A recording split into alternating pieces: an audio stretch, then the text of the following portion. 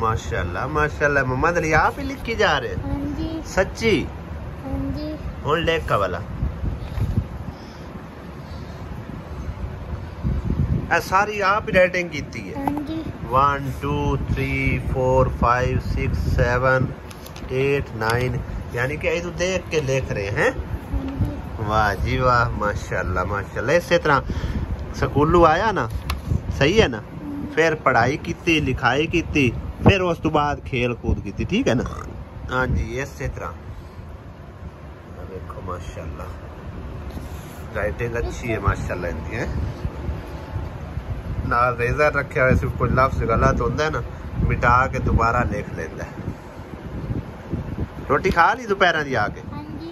ठीक है मोहम्मद अली हाँ जी। पुत्तर इस तरह रूटीन बना ना, आंदे एक बार रोटी खाई मुँह हाथ धो के, ठीक है ना, उस तो बाद काम किया, काम लिख के फिर सौ गया, ठीक है ना, फिर तकरीबन 4-5 बजे उठिया, उस तो बाद फिर खेडन लग गए, सही है ना?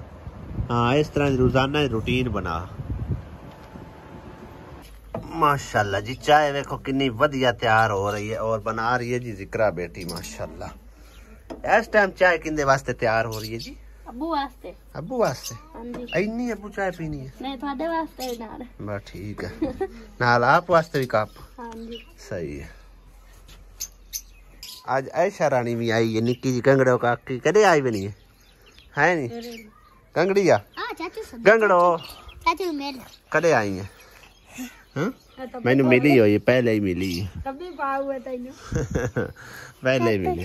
काका नहीं भी खाना कोको खावी बनाओ बनाओ वीडियो भाई है।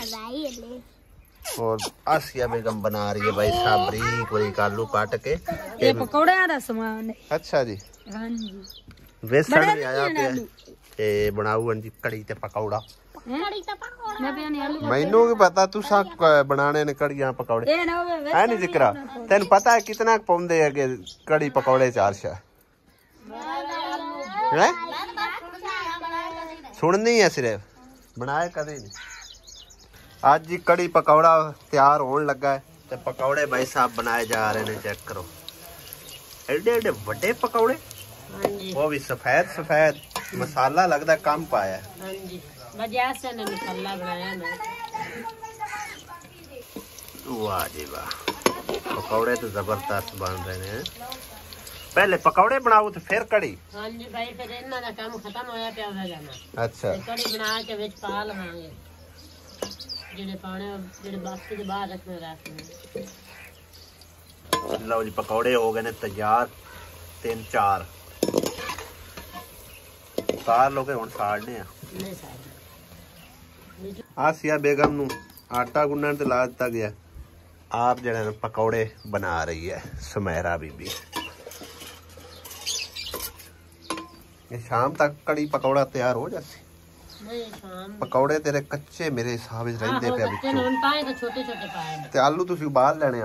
ए बाजार से ने कच्चे ने मैं लेट हो जानी। हां कपड़े धोण बैठी सा ਉਹ ਫਿਰ ਬਾਜ਼ਾਰ ਤੋਂ ਕਿਹਾ ਵੀ ਸ਼ਾਮ ਦਾ ਟਾਈਮ ਹੁੰਦਾ ਤੇ ਤੁਸੀਂ ਇਹ ਬਣਵਾ ਲਓ ਪਹਿਲੇ ਕੱਪੜੇ ਬਾਅਦ ਧੋ ਲਓ। बिस्मिल्लाहिर्रहमानिर्रहीम अस्सलाम वालेकुम परवरदिगार दी बरकतां रहमतां ते नेमतां दे नाल अज दी वीडियो है ही कोई ना छोटा जिहा व्लॉग है। मैं कि काफ़ी सारे बहन भाई जिहड़े मैसेज करन हो जांदे ने कि व्लॉग कदों तुसीं अपलोड करोगे जदों असीं सौ गए।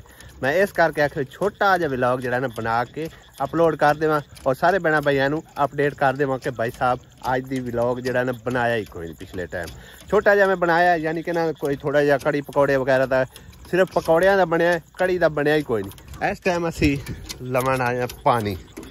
अस्सलामुअलैकुम क्या हाल चाल सरबन भाइयां दे दोस्त ने जिते रहो खुश रहो बाद रहो हमेशा हंसदे मुस्कुरांदे रहो। हाँ भी सुमामी तो पानी लवण आया भाई जी पानी वाला कैन नाल टंगया भावें गड़म थल्ले डिगे ते तकरीबन अद्धा पौना होया खलोता है और वे कैनी जी पई हुई आप एवें नाल टांग दिता है वे कि केल ना निकल जावे। तेरा कैन जाऊ भाई नहीं कैन नहीं जाता। ते भाई साहब इंशाल्लाह ताला अगले व्लॉग च हुंदी मुलाकात कल नूं ਤੇ ਬਾਕੀ ਕੋਈ ਕਿਸੇ ਕਿਸਮ ਦੀ ਰੀਜ਼ਨ ਨਹੀਂ ਆਈ ਕਿ ਬਈ मतलब ਅੱਜ ਦਾ ਵਲੌਗ ਬਣ ਰਿਹਾ ਕੋਈ मतलब ਇੱਕ ਵਲੌਗ ਮਿਲਿਆ ਹੀ ਕੋਈ ਨਹੀਂ ਪਿਛਲੇ ਟਾਈਮ ਸਿੱਧੀ ਗੱਲ ਠੀਕ ਹੈ ਨਾ ਐਵੇਂ ਬਸ ਲੇਟੇ ਆ ਰਿਹਾ ਨਾ ਕੋਈ ਕੰਟੈਂਟ ਆ ਨਾ ਕੁਛ ਹੈ ਫਿਰ ਮੈਂ ਐਵੇਂ ਆਖਿਆ ਚਬਲਾ ਮਾਰਨੀਆਂ ਉਹਦਾ ਫਾਇਦਾ ਕੋਈ ਨਹੀਂ ਹੈ ਇਸ ਕਰਕੇ ਮੈਂ ਆਖਿਆ ਛੋਟਾ ਜਿਹਾ ਵਲੌਗ ਬਣਾ ਕੇ ਨਾ ਸਾਰੇ ਭੈਣਾਂ ਭਾਈਆਂ ਨੂੰ ਅਪਡੇਟ ਕਰਨੇ ਆ ਤੇ ਇਜਾਜ਼ਤ ਲੈਣੇ ਅਗਲੇ ਵਲੌਗ ਵਿੱਚ ਹੁੰਦੀ ਮੁਲਾਕਾਤ खुदा हाफिज़ अल्लाह निगहबान।